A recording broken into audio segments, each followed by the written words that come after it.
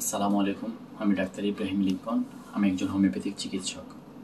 আজকে আমি একটা বিষয় নিয়ে আলোচনা করব, যেটা আমাদের অনেকের ভিতরেই প্রবলেমটা হয়ে থাকে। সেটা হলো বিষণ্ণতা। সেটা আরেকটা নাম হচ্ছে ডিপ্রেশন। ডিপ্রেশনের রোগের বর্ণনা করতে গেলে ডিপ্রেশন হলো একটা ইমোশনাল ইলনেস। এই রোগের ব্যক্তির মন মেজাজ বা মুডের অবনতি হলেই সেটাকে ডিপ্রেশন বলে। এটা মানসিক রোগের একটি অসুখ। চিকিৎসা বিজ্ঞানের ভাষায় যে কোনো কারণে মস্তিষ্কের নিউরোট্রান্সমিটারের পরিবর্তন ঘটলেই ডিপ্রেশন বা বিষণ্ণতার সৃষ্টি হয়।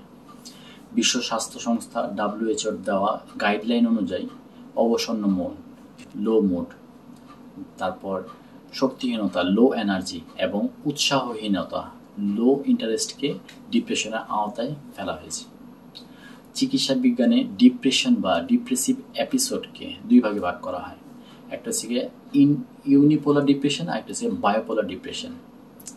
এগুলোর কারণগুলো হলো, ডিপ্রেশন একটি জটিল রোগ। কোনো কারণে যদি নির্দিষ্ট করে কারো পক্ষে তা বলা সম্ভব না।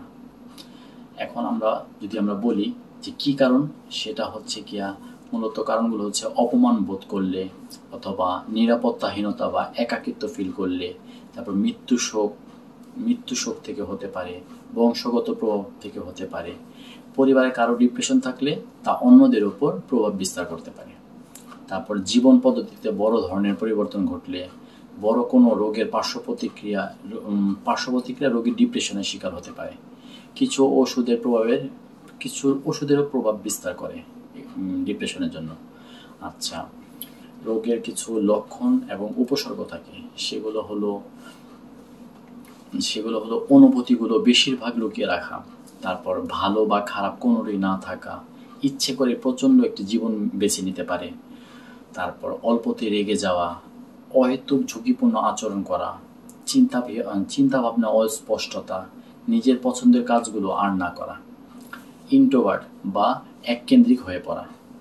আচ্ছা, ডিপ্রেশন থেকে দূরে থাকতে আপনারা যা যা করবেন সেগুলো হলো, ধর্মীয় কাজে নিজেকে ব্যস্ত রাখতে হবে, তারপর নিয়মিত ব্যায়াম করতে হবে, মাদকদ্রব্য থেকে দূরে থাকতে হবে, তারপরে সামাজিক যোগাযোগ মাধ্যম ব্যবহারে নিয়ন্ত্রণ আনতে হবে, তারপর মানসিক চাপ কমাতে হবে, কিছু ওষুধের পার্শ্ব প্রতিক্রিয়া সম্পর্কে ভালোভাবে জানতে হবে, তারপর নিজের যত্ন নিতে হবে।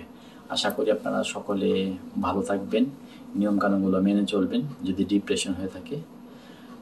ধন্যবাদ। আল্লাহ হাফিজ।